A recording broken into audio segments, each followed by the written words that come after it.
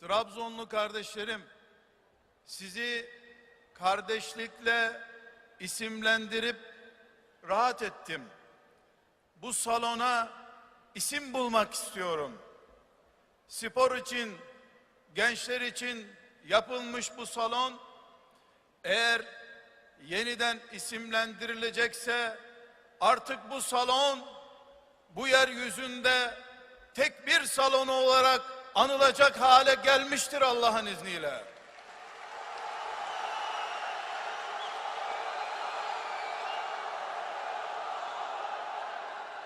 Trabzonlu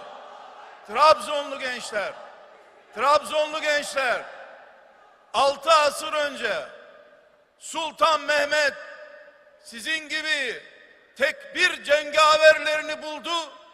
İstanbul'dan çoğu yürüyerek sırtlarındaki teçhizatlarıyla onları buraya getirdi ve bu toprak Allahu Ekber toprağı oldu o gün.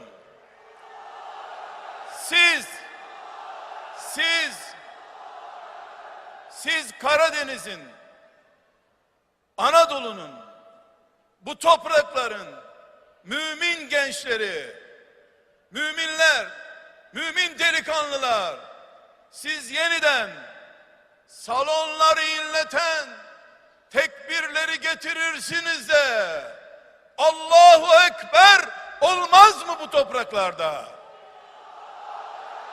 Elbette Allahu Ekber olacak. Bütün büyük bildiklerimiz, güçlü bildiklerimiz ve bu dünyayı sömüren, emperyalist, mümin kanı emen vampir medeniler Allahu Ekber'in önünde zelil olmaya mahkumdurlar. Siz Allahu Ekber deyip yaşadıkça.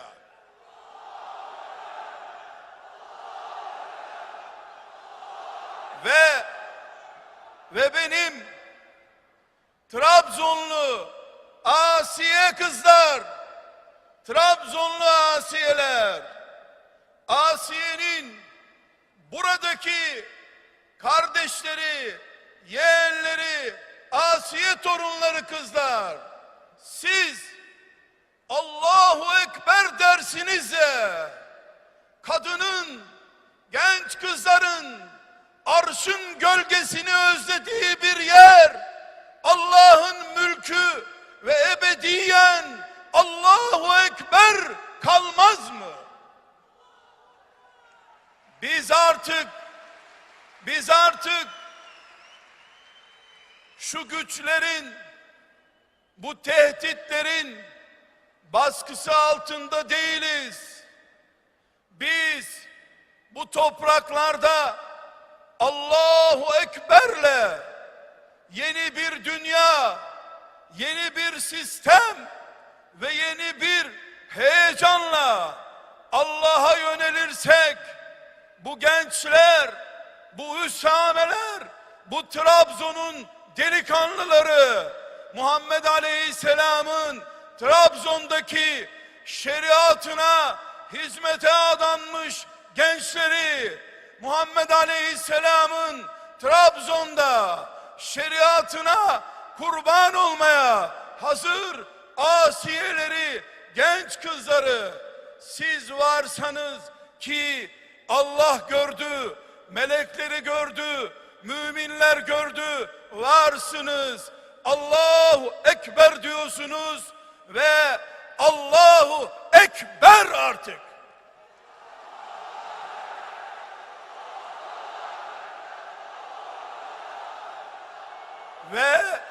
Ve kıyamete kadar Allahu Ekber kalacak. Nasıl bugün Fatih'in Trabzon'u Müslümanlaştırması bugün 6 asır sonra önümüzdeki güneş kadar açık seçik bir hakikat ise İnşallah 6 asır sonra da bu salonu, spor salonunu Allah'a teslim eden nesil olarak sizler de bugünün Leventleri, bugünün Ulubatlıları, bugün tekbir sancağını Allah'a doğru yücelten delikanlılar, hanım kızlar olarak anılacaksınız. İnsanlar unutsa da Karadeniz unutmayacak, dağlar unutmayacak, Allah bilecek ve yaşatacak sizi.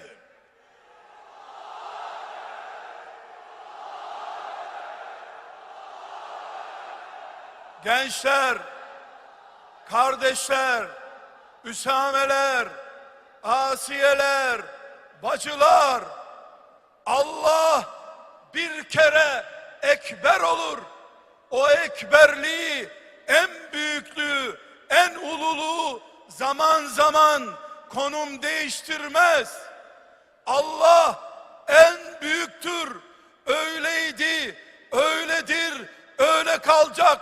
Dini, şeriatı, ona iman eden mümin kulları da kıyamete kadar aziz ve güçlü, Allahu Ekber diye haykıran müminler olarak kalacaklar. Şehitlikten, Allah yolunda mal, can, nefis feda etmekten kaçınmayan siz mümin gençler var oldukça en büyük gerçek, en büyük hakikat Allahu Ekber'dir.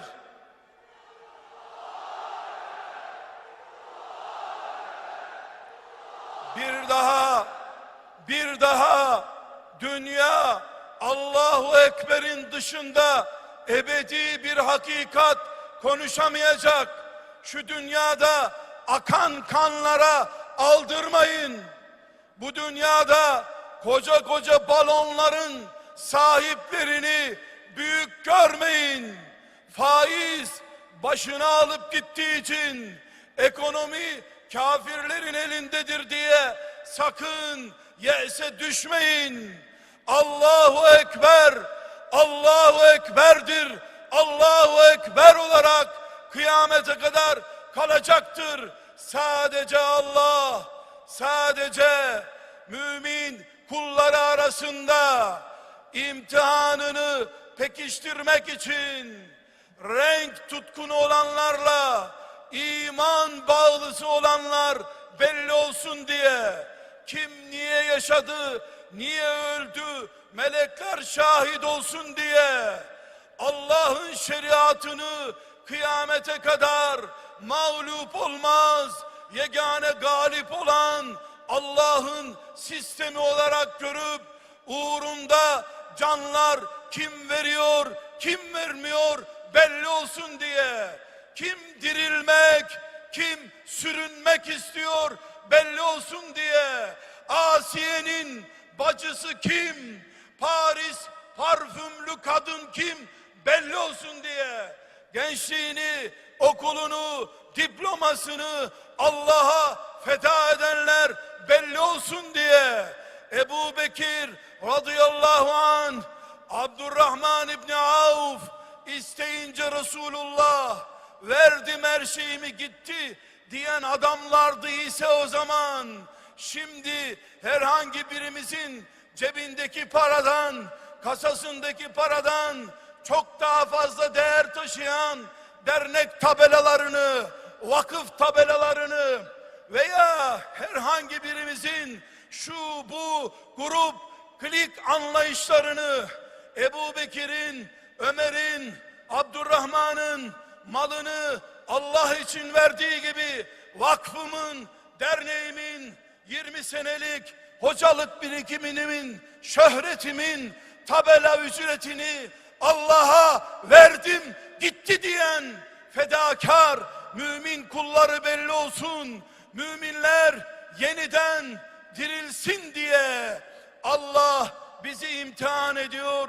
Bu imtihanı yaşlılar, büyükler kazanamasa bile, ey Üsame, sen bu toprakları 20 yaşında, 20'li yaşlarında feda eden Fatih'in yeğeni, sen Allah için bu dirilişin sahibisin.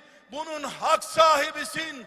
Bu sancak senin olsun. Zaten senin peygamberinde 17 yaşındaki Üsamesine bırakıp gitmişti bu sancağı. Sen sabah namazını kılarken camide, sen haramdan gözünü korurken, sen faizli 1 liranı ekmek alırsan sofrana oturmam baba diyen delikanlı çocuk olarak var olduğun sürece, lanetli İngiliz hilafette kuruyorum dese, Orta Doğu'yu yok ettim de dese, sen var oldukça Allah'ın izniyle bu ümmet yücelecek, yüce olacak, Allahu Ekber var olacaktır.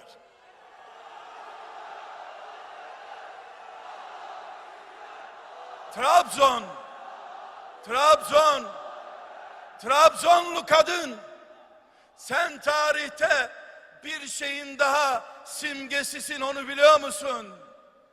Beni halifesiz bırakanlar, Müslüman kadınların çarşafını yırtıp yırtamayacaklarını ilk defa Trabzon sokaklarında denemeye kalktılar. Sen Asiye kadın, arşın gölgesini özlüyorum diyen kadın, sen bugün bu tesettürünle 90 sene sonra çıktın diyorsun ki Trabzon sizin çarşafı yırtma merkeziniz idiyse, Allah şahit olsun ki ağaçlara bile çarşaf giydiririz bu Trabzon'da biz. Çünkü biz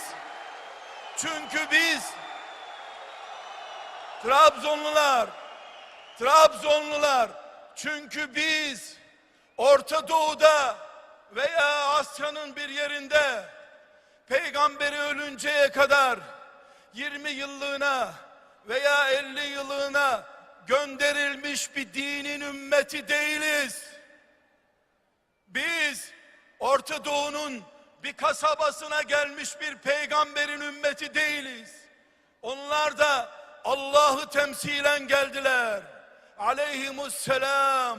Hepsine selamlar olsun.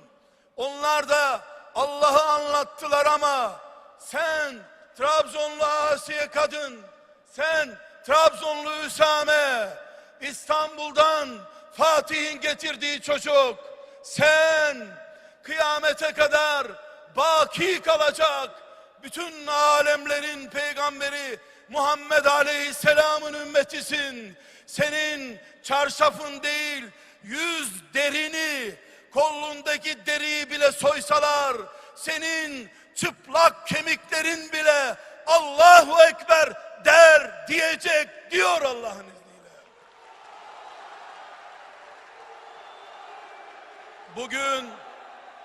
Bugün biz burada ne devlet kurduk, ne medeniyet yıkıp yenisini kurduk. Ama bugün burada Allah'ı şahit tuttuk.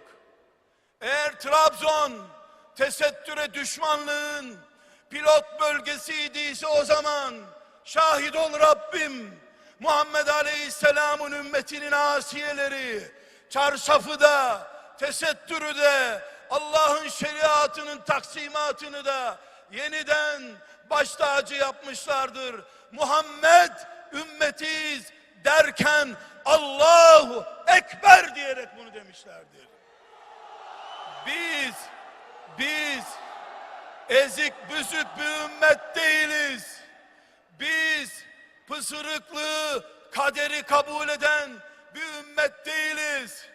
10 yaşında çocuklarımız, 15 yaşında genç kızlarımız, Allah beni şehit kabul etse diye dualar eden, gözyaşı akıtan bir ümmetiz.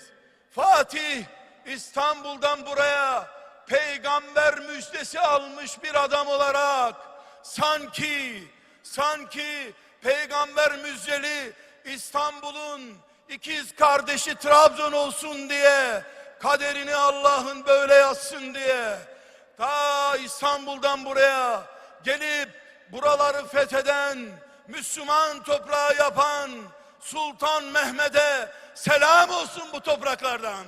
Selam olsun, selam olsun. Bugün bu İslam heyecanını, bu Muhammed Aleyhisselam ruhunu bu spor salonunda canlandıran ve bize Allahu Ekber'i kadınıyla erkeğiyle yaşatan, bu çalışmayı organize eden Trabzon'un İHH'sına da Allah selamlar versin.